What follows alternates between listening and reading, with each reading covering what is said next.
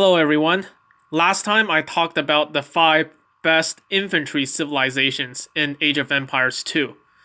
I will leave a link to the video for anyone who wants to watch it. Today I will talk about the 5 best cavalry civilizations. As I wasn't too clear about the criteria I used to judge the civilizations last time, I will try to make things a bit clearer.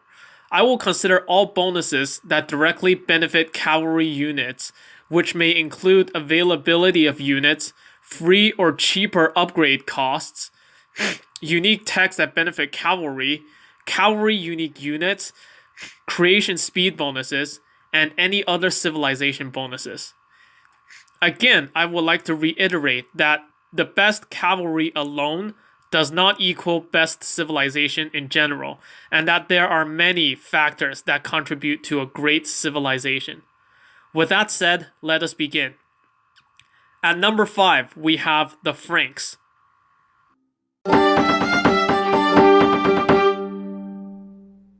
Now, the Franks are an interesting case, seeing as they don't even have access to the Hussar or bloodlines, despite being classified as a cavalry civilization. They do make up for this with their civilization bonus of a 20% increase in hit points for all cavalry units. As a result, their paladins are among the best in the game at 192 HP. Depending on the types of units they are fighting against, they may last a few more hits than paladins from a generic civilization with bloodlines. When their light cavalry Hussar line may lag behind other civilizations, they make up for it with their unique tech. Chivalry works in the exact same way as the Gothic unique tech Perfusion, only instead of increasing barracks production speed, it increases the production speed of stables. As a result, their paladins and light cavalry units are created much more quickly. Finally, the Franks receive free farm upgrades and will have more food to invest in their cavalry line. That more than makes up for its shortcomings in lacking bloodlines and hussars, so the Franks, although barely, make this list. Number 4 goes to my beloved Spanish. While the Spanish may not have any unique civilization bonuses or techs that directly benefit cavalry, they do have a cavalry unique unit in the Conquistador. For those who watched my videos on the top 5 best unique units in the game, you know that the Spanish Conquistador easily makes the top half of the list. They also have fully upgraded paladins and hussars, and along with the gold-free blacksmith upgrades. And while they may not have any direct eco bonus for cavalry, their civ bonus allows them to construct buildings 30% faster, meaning that they can put down more stables and castles in each amount of time with a given number of villagers.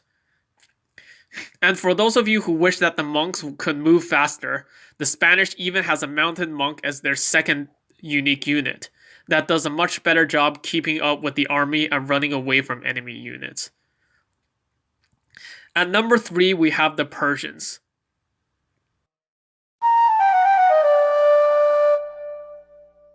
Okay, I know I'm going to get a lot of hate for not putting this civilization at number 1, seeing as they have by far the strongest cavalry unit at their disposal, but please, just hear me out. As strong as the war elephants are, they are just way too expensive. A small group of just 5 war elephants will cost you as much food as it would take you to advance from castle to imperial age. Even if I was generous and gave you 20 elephants to work with, how many of them would survive past the first round of getting converted by monks? Even if at least half of them survive, how many of them would survive against a reasonable army of 40-ish halberdiers? By the time you're through that, you would have at most 2 to 3 elephants remaining, going up against an enemy base that has not yet taken a single point of damage. But with that said, the power of war elephants cannot be stressed enough. At 620 HP, they have almost double the HP of the next strongest cavalry unit, and while they do get countered by halberdiers, you would need at least 4 halberdiers on every elephant just to come out even.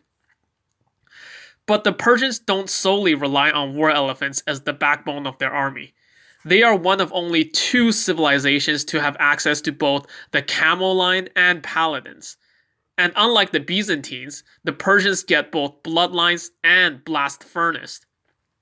Unfortunately, the Persians do lack bracer, hence why they're only at number 3. At number 2, we have the Magyars.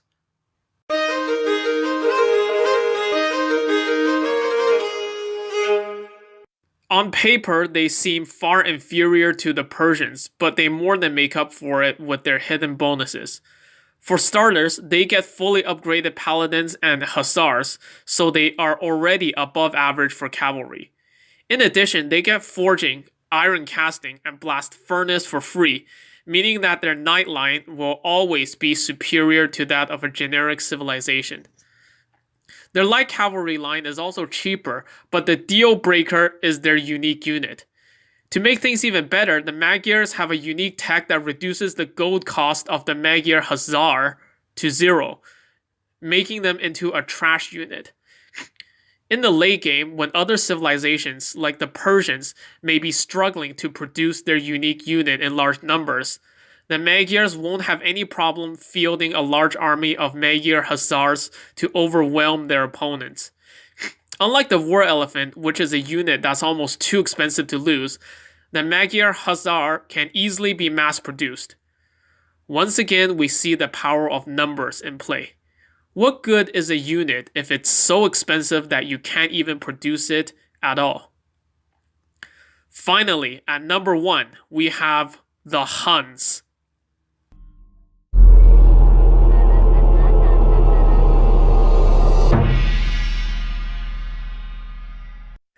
This one is obvious. The Huns don't need houses, so they can never get population blocked, and at the same time, they save on the wood cost of the houses they never had to build. In addition, their civilization bonuses make their stables work faster.